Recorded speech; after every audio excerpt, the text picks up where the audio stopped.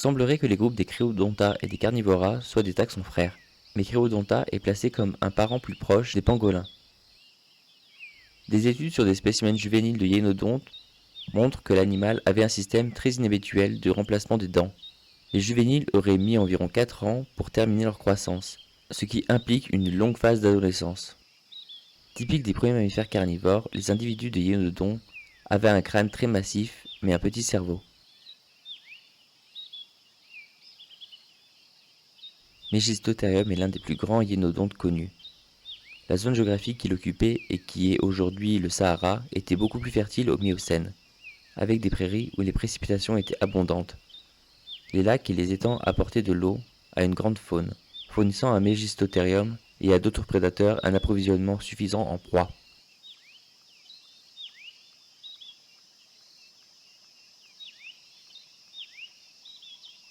Les espèces du genre Miacis appartiennent au groupe des premiers carnivores, qui représentent les ancêtres de l'ordre moderne Carnivora. Ils étaient bien adaptés à un style de vie d'escalade arboricole avec des griffes acérées et avaient des membres et des articulations qui ressemblaient à ceux des carnivores modernes. Les mylacoïdes étaient pour la plupart des petits carnivores rappelant superficiellement les martres ou les civettes.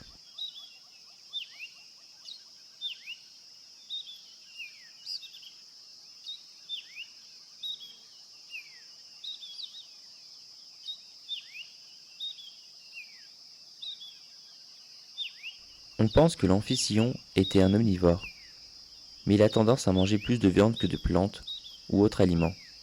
Il est largement admis qu'il vivait seul contrairement au loup. On pensait qu'il ciblait de grandes proies, lentes ou blessées, comme le Chalicotherium pour se nourrir. Sa grande masse corporelle était trop grande pour prendre des proies plus rapides.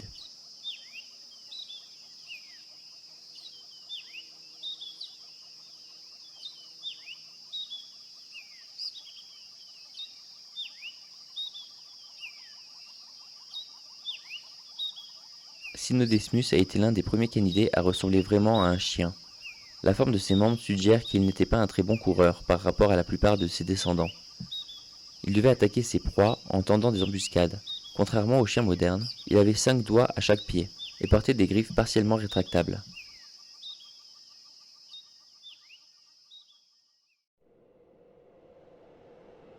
La route par laquelle les loups des îles Falkland s'est établie dans l'archipel a longtemps été inconnue, car ces îles n'ont jamais été reliées au continent. Cependant, un pont terrestre à la période glaciaire entre les îles et l'Amérique du Sud aurait permis aux ancêtres de l'espèce de traverser l'océan, a longtemps été suggéré. Son parent vivant le plus proche est le loup à crinière. Contrairement aux autres grands canidés, le loup à crinière ne forme pas de meute. Il chasse seul, généralement entre le coucher du soleil et minuit. Le loup à crinière participe à des relations symbiotiques. Il contribue à la propagation et à la dissémination des plantes dont il se nourrit par excrétion.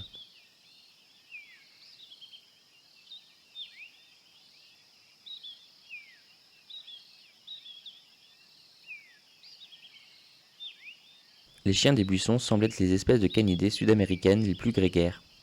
Ils utilisent des bûches creuses ou des cavités telles que des terriers de Tatouk pour s'abriter. Malgré sa vaste distribution, il est très rare dans la plupart des régions.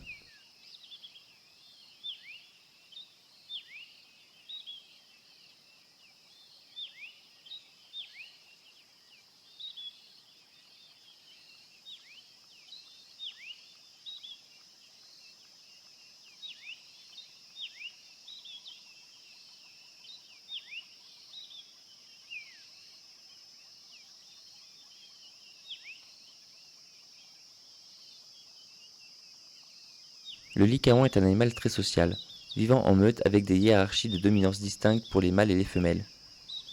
Uniques parmi les carnivores sociaux, les femelles plutôt que les mâles se dispersent de la meute natale une fois sexuellement matures, et les jeunes sont autorisés à se nourrir d'abord des carcasses.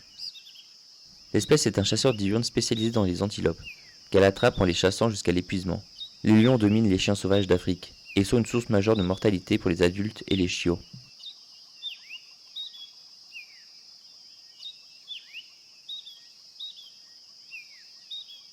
Canis dirus, littéralement le loup sanguinaire, s'est éteint au cours du Quaternaire avec la plupart de la mégafaune américaine, peu de temps après l'apparition des humains dans le Nouveau Monde.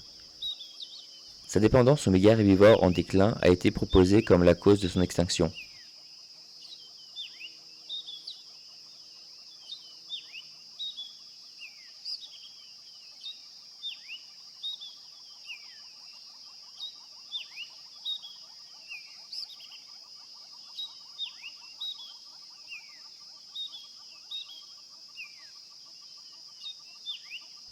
Contrairement à la plupart des grands canidés, qui sont des généralistes répandus, le loup d'Abyssinie est hautement spécialisé dans la chasse aux rongeurs afro-alpins, avec des exigences d'habitat très spécifiques.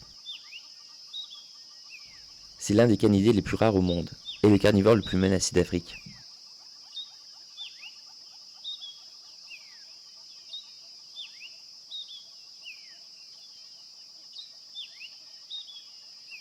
Le coyote occupe une grande partie de la même niche écologique que le chacal doré, en Eurasie.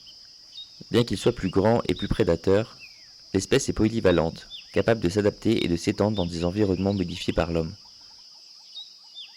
Contrairement aux loups, qui ont connu une amélioration dans leur image publique, les attitudes envers le coyote restent largement négatives.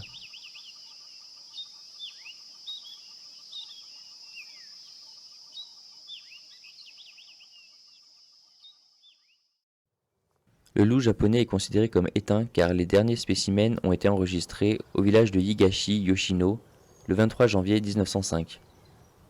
Des observations de chiens à pattes courtes ressemblant à une bête, proposées pour être le loup japonais, ont été revendiquées depuis son extinction, mais aucune de celles-ci n'a été vérifiée.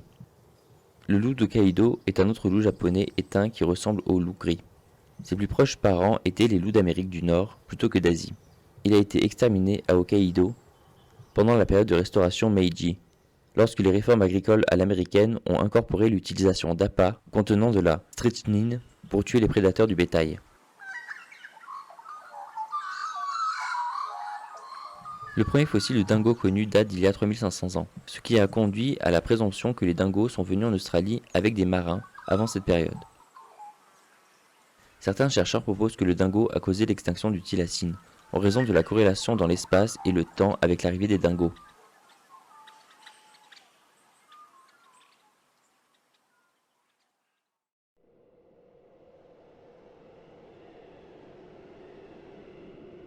Le loup arctique est une espèce assez peu farouche envers les humains, et peut être persuadé d'approcher les gens dans certaines régions. On sait très peu de choses sur le déplacement des loups arctiques, principalement en raison du climat. Le seul moment où le loup migre est pendant l'hiver, où il y a une obscurité totale pendant 24 heures.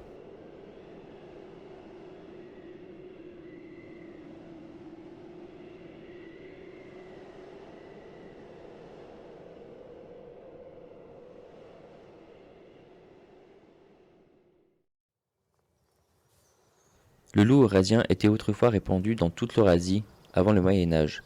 Mis à part un dossier paléontologique étendu, les langues indo-européennes ont généralement plusieurs mots pour le loup, attestant ainsi de l'abondance et de l'importance culturelle de l'animal.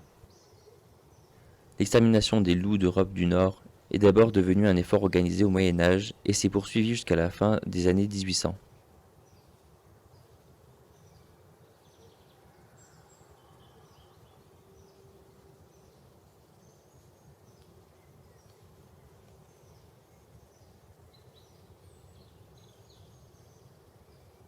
Le chien vivrin a une ressemblance superficielle avec le raton laveur, auquel il n'est pas étroitement lié. Les populations des chiens vivrins originaires d'Asie de l'Est ont diminué ces dernières années en raison de la chasse, de la fourrure, de l'urbanisation, de l'augmentation du nombre d'animaux associés à l'homme et des maladies qui peuvent se transmettre entre eux.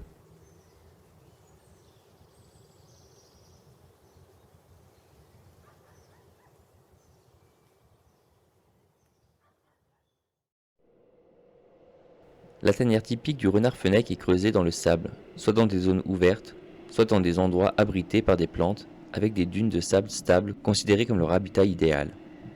Sa caractéristique la plus distinctive est ses oreilles inhabituellement grandes, qui peuvent servir également à dissiper la chaleur. C'est la plus petite espèce de canidés. De plus, son ouïe est suffisamment sensible pour entendre les proies se déplacer sous terre.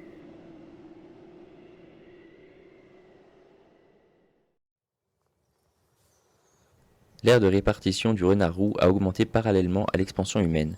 Après avoir été introduit en Australie, où il est considéré comme un nuisible pour les mammifères indigènes et les populations d'oiseaux. Le renard roux représente une forme plus progressive dans le sens du carnivore. Outre sa taille, il se distingue des autres espèces de renards par sa capacité à s'adapter rapidement à de nouveaux environnements, comme par exemple les milieux urbains.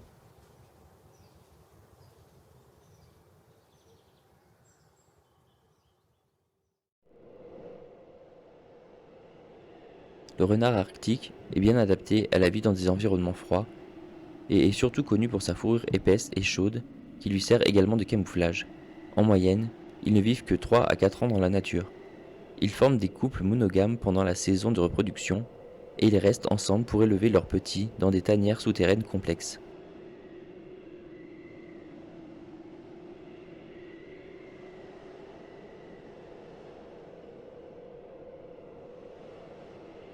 Les renards du Tibet sont pour la plupart des chasseurs solitaires et diurnes, car leur principale proie, les pikas, est diurne. Ils peuvent nouer des relations commensales avec les ours bruns lors de la chasse des pikas. Les ours déterrent les pikas et les renards les attrapent lorsqu'ils échappent aux ours.